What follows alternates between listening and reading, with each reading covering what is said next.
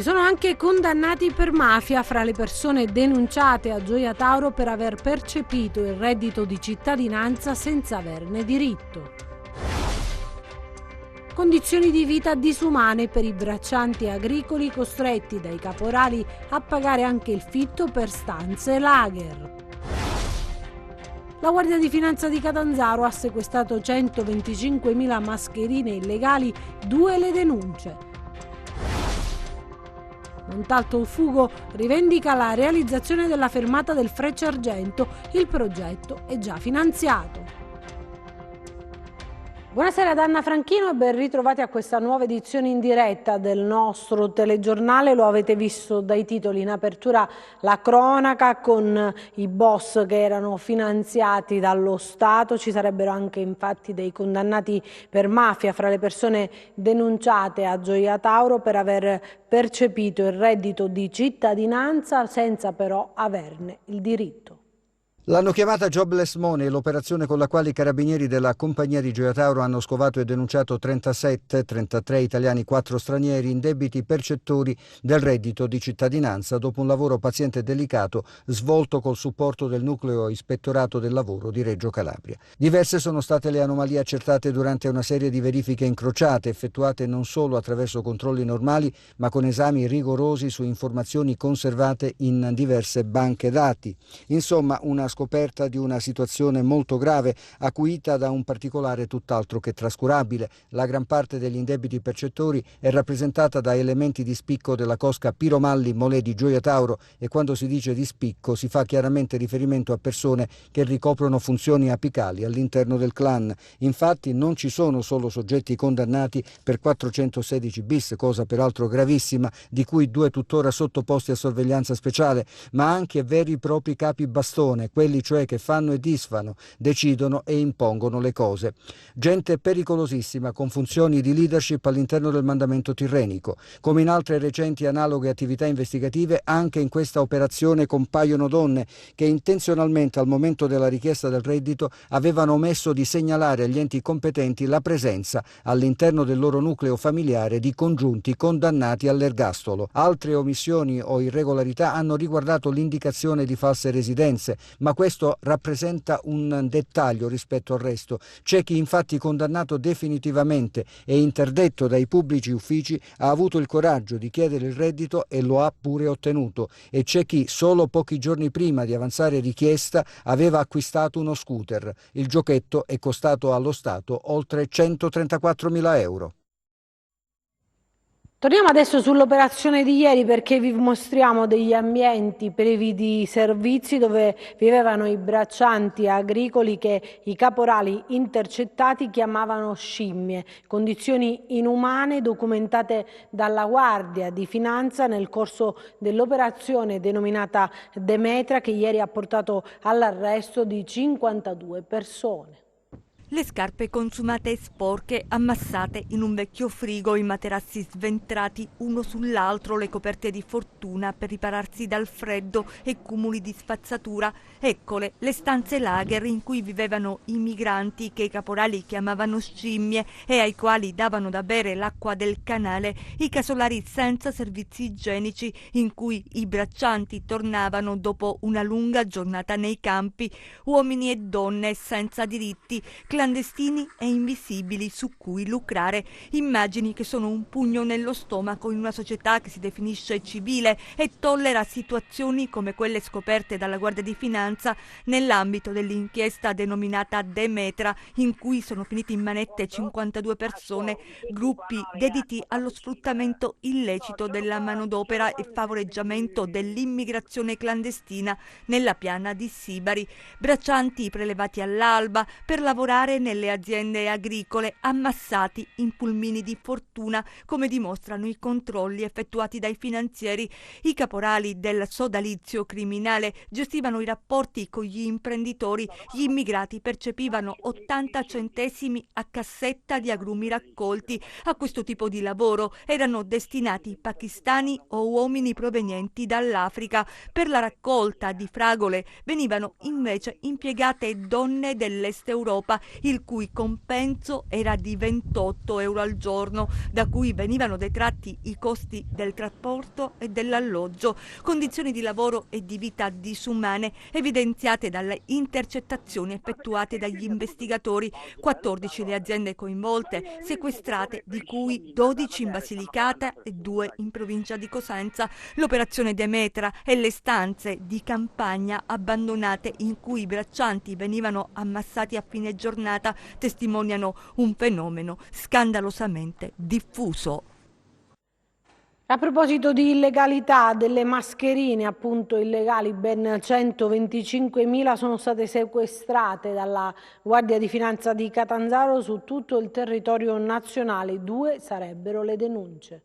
Mascherine fuori legge risultate prive dei requisiti di sicurezza sequestrate dalla Guardia di Finanza di Catanzaro. I dispositivi di protezione individuale, ben 125.000 provenienti dalla Cina, erano pronte per essere immesse sul mercato. L'operazione denominata Polish Mask, scattata a seguito di alcuni controlli effettuati dalla Tenenza di Soverato sotto la direzione della Procura di Catanzaro in alcuni esercizi commerciali che hanno permesso di risalire all'intera filiera fino alla società distributrice, la cui sede era ubicata nel Napoletano, un'azienda specializzata nel confezionamento di abiti di carnevale e che nel periodo di coronavirus ha riconvertito la propria attività producendo mascherine e distribuendole in tutta Italia. In particolare i finanzieri hanno scoperto che le mascherine commercializzate anche attraverso le piattaforme di e-commerce erano corredate da certificati di conformità falsi rilasciati da un organismo di diritto polacco non notificato e con il marchio CE apposto illegalmente, dunque contraffatto.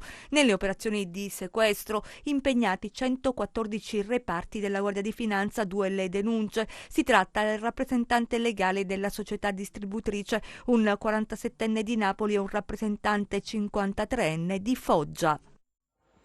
Parliamo invece adesso del maxi processo scaturito dall'operazione Rinascita Scott fuori dalla Calabria. È una sconfitta dello Stato, lo ha detto il procuratore di Catanzaro Nicola Gratteri in audizione davanti la Commissione Antimafia. Fare quel tipo di processo fuori dalla regione dal punto di vista del messaggio sarebbe devastante, è quanto afferma il procuratore di Catanzaro Nicola Gratteri in audizione in Commissione Antimafia. A poche settimane dall'inizio del processo scaturito dall'operazione Rinascita Scott previsto per luglio, Gratteri spera ancora che si trovi una soluzione. Era stata sottovalutata la cosa ed era mancato l'impegno da parte dello staff del ministro Bonafede, continua ancora il procuratore. Ora il Ministero ha convocato la Protezione Civile, pare che sia disponibile a montare una tenda al carcere di Catanzaro. Noi siamo per fare l'udienza preliminare in una tensostruttura. Nelle scorse settimane il sindaco Abramo ha messo a disposizione strutture. La soluzione ideale sarebbe un campo di calcio vicino al Tribunale dei minori. Lì potrebbe costruire un'aula bunker definitiva per tutto il distretto di Catanzaro.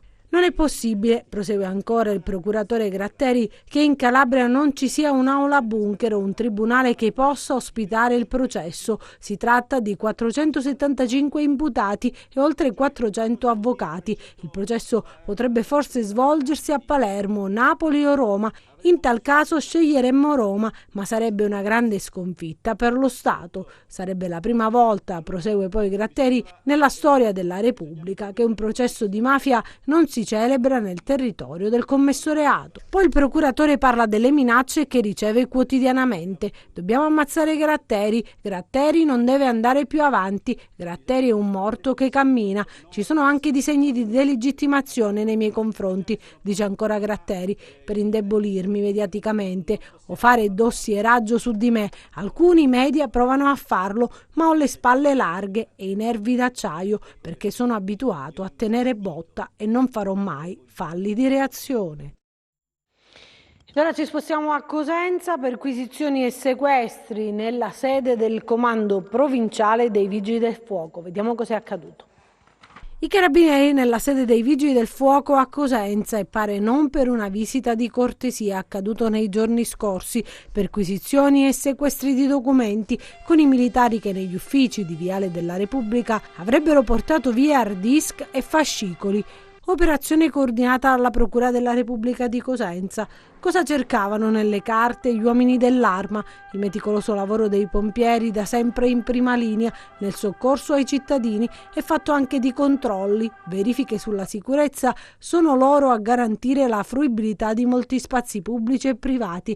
È stata riscontrata qualche irregolarità nelle procedure, inesattezza nell'espletamento delle pratiche? Al momento restano solo domande senza risposta. Sulla vicenda vige il più assoluto riservo, d'altronde è la prima volta che i carabinieri attuano un blitz nel comando provinciale dei Vigili del Fuoco. Intanto il comandante Massimo Cundari è stato trasferito a Cesena Forlì e pare lascerà l'incarico il prossimo 29 giugno. Lasciamo la cronaca, parliamo di sanità perché è stato individuato il nuovo commissario dell'ASP di Cosenza è Simonetta Cinzia Bettelini, attuale direttore sanitario dell'azienda ospedaliera. Simonetta Cinzia Bettelini guiderà l'ASP di Cosenza. L'attuale direttore sanitario dell'azienda ospedaliera dunque passerà al comando dell'azienda sanitaria. Sarà il commissario reggente e resterà in carica in attesa del bando per il nuovo direttore generale. Simonetta Cinzia Bettelini, dirigente di origini venete, prende il posto di Giuseppe Zuccatelli che il 3 giugno scorso aveva rassegnato le dimissioni. Nominato dal governo alla carica di commissario straordinario del Policlinico Mater Domini e dell'azienda ospedaliera Pugliese Ciaccio di Catanzaro, Zuccatelli, che ha gestito i difficili mesi della pandemia, aveva assunto la direzione dell'ASP di Cosenza dopo le dimissioni il 19 febbraio scorso del commissario Daniela Saitta.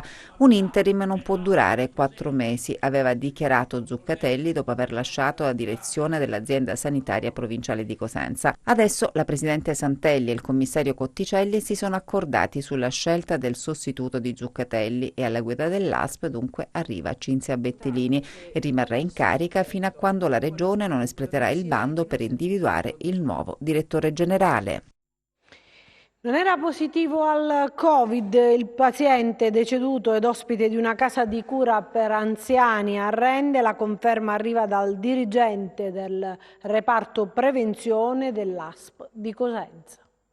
Allarme rientrato relativo ad una casa di cura per anziani a Rende dove sarebbe deceduto un paziente a cui è stato immediatamente eseguito un tampone per stabilire se la causa della morte era riferibile al coronavirus. Tampone negativo, così come conferma il direttore del reparto prevenzione dell'ASP di Cosenza, Mario Marino. Ieri abbiamo ricevuto la notizia di un ricovero proveniente dalla struttura San Carlo di Rende che poteva essere sospetto di Covid. Allora ieri sera, stamattina eravamo già lì pronti a fare i tamponi che sono stati eseguiti su tutti gli operatori e tutti gli ospiti della struttura, e nel frattempo è venuta poi anche la notizia che era negativo il tampone del paziente che poi è deceduto stamattina. Quindi in ogni caso ci siamo premuniti nel dare la sicurezza alla struttura facendo i tamponi, e nell'attesa dei tamponi abbiamo dato delle raccomandazioni che devono eseguire il direttore sanitario e gli altri operatori della struttura stessa. 2 nuovi casi positivi al coronavirus in Calabria che portano il totale a 1161 dopo una scia di 5 giorni a 0 contagi. Secondo i dati diramati dalla Regione Calabria, ad oggi sono stati effettuati 76.963 tamponi. Le persone risultate positive al coronavirus sono 1.161, 2 in più rispetto a ieri, quelle negative sono 75.802. Territorialmente i casi positivi sono così distribuiti: a Catanzaro 14 in reparto, 1 in rianimazione, 2 in isolamento domiciliare, 167 guariti e 33 deceduti; a Cosenza 1 in reparto, 23 in isolamento domiciliare, 410 guariti e 34 deceduti; a Reggio Calabria 1 in reparto, 9 in isolamento domiciliare, 248 guariti e 19 deceduti; a Crotone 112 guariti, 6 deceduti e a Vibo 1 in isolamento domiciliare, 75 guariti e 5 deceduti. Il totale dei casi di Catanzaro comprende soggetti provenienti da altre strutture e province che nel tempo sono stati dimessi. Il paziente ricoverato al Policlinico Universitario di Catanzaro proveniente da Vibo Valencia non ha esigenze rianimatorie, ma dovendo essere monitorato dopo l'infarto del miocardio rimane degente in terapia intensiva. Le persone decedute vengono indicate nella provincia di provenienza e non in quella in cui è avvenuto il decesso. Dall'ultima rilevazione, le persone che si sono registrate sul portale della Regione Calabria per comunicare la loro presenza sul territorio regionale sono in totale 4.385. Nel conteggio sono compresi anche 2 pazienti di Bergamo trasferiti a Catanzaro, mentre non sono compresi i numeri del contagio pervenuti dopo le comunicazioni dei dati alla Protezione Civile Nazionale. Ed ora parliamo di commercianti e imprenditori che dopo il lockdown tornano al lavoro, ma in alcune zone rosse della Calabria, come ad esempio Torano, è difficile ricominciare. Rosalba Baldino ha raccolto il loro grido d'allarme. Noi ci troviamo esattamente a Torano Scalo, in una delle 50 attività del territorio, perché lo dicevi bene, Torano è una città vivace dal punto di vista commerciale, ma sta vivendo un periodo davvero di grande disagio. Qui insieme a me ci sono alcuni dei piccoli imprenditori, dei commercianti che ieri hanno tra l'altro depositato al comune una richiesta di incontro urgente, perché sostanzialmente dicono: noi non ce la facciamo più, siamo abbandonati da tutte le istituzioni, le tasse continuano ad arrivare nonostante il lockdown, cioè nonostante qui nessuno abbia lavorato.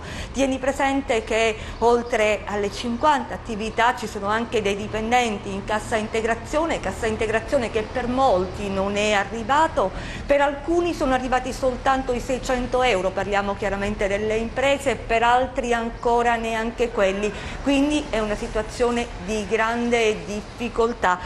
Vorrei farti sentire la voce di Santo Perri. Santo Perri è il titolare di un frutta e verdura Torano Castello. A lei voglio chiedere, oggi quanto ha incassato? Oggi purtroppo l'incasso è stato di 25 euro. Ci abbiamo superato, quando si suol dire, alla frutta, siamo dopo la frutta. Frutta e verdura oggi 0. 25 euro l'incasso di una mezza giornata. Ovviamente quello che fai la mattina, il pomeriggio non pensare di recuperare, e quindi ci troviamo in difficoltà, tutelati 0, la tutela non c'è da nessuno, dallo Stato, dalla Regione, tant'è che abbiamo chiesto un incontro urgente con l'amministrazione, la giunta, il sindaco, per parlare delle nostre problematiche, e quindi vorremmo che ci sediamo a tavola e parliamo dei problemi che abbiamo e come risolverli. Certo, voi avete anche delle proposte. Le voglio fare però un'altra domanda. Voi siete riusciti ad adeguare i locali secondo le normative previste dallo stato dell'emergenza Covid, quindi il plexiglass, gli igienizzanti e tutto ciò che concerne, insomma, la riapertura? Io ho fatto fatica anche, come può vedere, a trovare le mascherine. Si figuri i guanti, ho l'igienizzante, continuo a lavare le mani in continuazione, ma nella mia frutta e verdura non entrano i clienti, restano sul ciglio della porta, perché affrontare una spesa di plexiglass, vetro, coprire tutta la frutta e la verdura ha un costo che dovrei tirar fuori di tasca mia, ma siccome siamo stati anche zona rossa, ci sono state tante problematiche, affrontare altre spese per mettere un plexiglass, già la frutta e la verdura stanno aumentando i prezzi per i disastri dei temporali e tutt'altro. Aumentare, non puoi comprare una lattuga a 5 euro per recuperare le tasse o le cose da pagare o per mettere a norma il locale. Da me non si entra, si resta alla porta, si guarda la merce, si ordina e ti viene consegnato. Chiaramente il 16 scade l'IMU, non è stata sospesa, per cui ci sono tanti che non potranno onorare il debito con lo Stato, chiedono la sospensione delle tasse, ma insomma finora nulla è stato, nessuna misura è stata adottata per andare incontro alle richieste dei commercianti. Adesso parliamo di un progetto già finanziato, ma i lavori non sono ancora iniziati. La fermata ferroviaria di Settimo di Montalto potrebbe servire un'utenza di migliaia di persone e consentire al Frecciargento Sibari-Bolzano di effettuare uno scalo intermedio nell'area urbana di Cosenza. È in quest'area, a Settimo di Montalto Fugo, che dovrebbe sorgere la stazione ferroviaria in grado di ospitare il Frecciargento Sibari-Bolzano. La fermata dovrebbe sorgere tra lo sbocco della galleria Santo Marco e il bivio di Settimo. Si tratta di un'infrastruttura oggetto di un accordo dell'agosto 2019 tra l'ex presidente della Regione Calabria Mario Oliverio e la DDRFI Maurizio Gentile. Il costo di realizzazione della fermata, stimato attorno agli 800.000 euro, fu stabilito a carico della Regione Calabria su somme ricadenti nel POR 2007-2013, già in parte nelle disponibilità di RFI, che vista l'esiguità del costo di costruzione diede l'immediata disponibilità all'avvio della realizzazione della struttura, che sarebbe stata completata in tempo per l'entrata in vigore dell'orario ferroviario invernale a dicembre 2019. Il Frecciargento Sibari-Bolzano avrebbe effettuato fermata in quello che sarebbe diventato un ulteriore fondamentale hub ferroviario a servizio dell'area urbana di Rende Cosenza, posto a soli 800 metri dal campus universitario. Tra l'altro, la nuova fermata insiste nell'area dove sorgerà il nuovo svincolo della 2. L'Associazione Ferrovie in Calabria rispolvera il progetto proprio in questi giorni in cui si discute della possibilità di creare una fermata del Frecciargento alla stazione di Torano, un'idea sorta proprio perché finora, nonostante l'opera sia finanziata, a Settimo non si è mossa foglia. La comparazione sull'accessibilità delle due stazioni per l'associazione fa preferire lo scalo da costruire, accessibile da un numero maggiore di residenti, in particolare dall'area urbana di Cosenza, rispetto a quella di Torano, 170.000 contro 120.000 e in minor tempo, 15 minuti contro i 25 necessari per raggiungere la stazione di Torano. Abbiamo avuto questa interlocuzione quando insieme all'ex assessore Roberto Musmanno con i tecnici della ferrovia di RFI che hanno depositato al comune di Montalto uno studio di fattibilità. Abbiamo già visto come in 3D come dovrebbe essere questa fermata. Ovviamente poi l'effetto Covid ha bloccato un po' il tutto, ma adesso ci sono delle interlocuzioni molto interessanti che stiamo portando avanti con il sindaco di Rende e anche con l'Unical per accelerare questi lavori. Per la prossima settimana abbiamo chiesto al presidente Santelli un incontro al quale appunto parteciperà l'Unical, parteciperà il comune di Rende, il comune di San Vincenzo La Costa, perché questa è un'opera indifferibile e tra le altre cose non è sostituibile dalla fermata su Torano per il bacino d'utenza, per potenziale, per la posizione. Diventerà praticamente lo snodo ferroviario più importante di tutta l'area urbana, quindi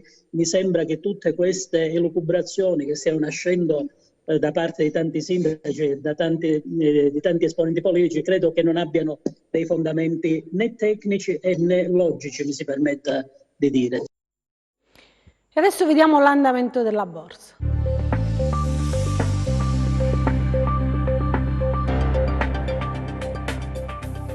Giornata all'insegna delle vendite per le borse europee. A frenare ulteriormente i listini, oggi hanno contribuito le indicazioni giunte ieri dalla Fed. La Banca Centrale Americana manterrà i tassi sui livelli attuali almeno fino al 2022, prevedendo una ripresa lunga e difficoltosa. Secondo il segretario al Tesoro Steven Mnuchin, inoltre saranno necessari nuovi stimoli fiscali per sostenere l'economia. Pesano anche i timori per una seconda ondata di coronavirus dopo l'aumento dei contagi in alcuni stati americani, mentre il computo totale negli USA ha superato i 2 milioni di casi. Sul fronte macro in Italia l'Istat ha diffuso i dati sulla produzione industriale italiana in calo del 19,1% ad aprile, dopo il meno 28,4% di marzo. Nel vecchio continente focus sulla riunione dell'Eurogruppo per discutere la proposta sul Recovery Fund. A Piazza Affari il FTSE archivia gli scambi in calo del 4,8%, pressoché in linea con il CAC 40 di Parigi a meno 4,7%, l'Ibex 35 di Madrid e il DAX di Francoforte a meno 4,5% e il FTSE 100 di Londra a meno 4,0%. A Wall Street il Dow Jones viaggia in calo del 4,1%, l'S&P 500 a meno 3,5% e il Nasdaq a meno 2,5%. Sul Forex l'euro-dollaro resta poco mosso a 1,137, mentre il cambio tra biglietto verde e yen scivola a 106,7. Tra le materie prime sprofondano le quotazioni del greggio, con il Brent a meno 6,9% a $38,8 e il WTI a meno 8,1% a $36,4 al barile. Sull'obbligazionario lo spread BTP-Pund si attesta a 190 punti base, con il rendimento del decennale italiano in discesa all'1,48%. Tornando a Piazza Affari, CNH a meno 11,8% crolla in coda al listino principale, seguita da Atlantia a meno 9,2% prima dei risultati del primo trimestre, mentre resiste Diasorin a più 2,3%. Grazie e buon proseguimento di serata.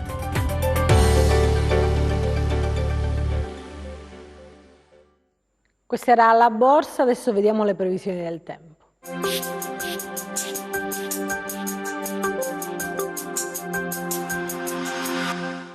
L'aumento della pressione previsto dalla giornata di venerdì favorirà sulla nostra regione una fase più stabile e soleggiata per alcuni giorni. Anche le temperature, dopo un periodo al di sotto delle medie stagionali, ritorneranno in linea con il periodo o leggermente al di sopra proprio nel corso del fine settimana. Da segnalare che giovedì insisterà una variabilità diffusa con possibili deboli fenomeni che potrebbero interessare principalmente i versanti tirrenici al mattino. Domani cielo sereno o poco nuvoloso ovunque, temperature in aumento di diversi gradi. Passiamo a mari e venti. Domani poco mosso il Mar Tirreno con venti che spireranno dai quadranti occidentali, sul Mar Ionio mari calmi o poco mossi con venti di direzione settentrionale. Per essere sempre aggiornati sull'evoluzione delle condizioni meteo vi rimando, oltre al nostro sito www.meteoincalabria.com, anche alla nostra pagina Facebook Meteo in Calabria. Anche per noi è tutto, io mi fermo qui, grazie per averci seguito e buon proseguimento con i nostri programmi, arrivederci.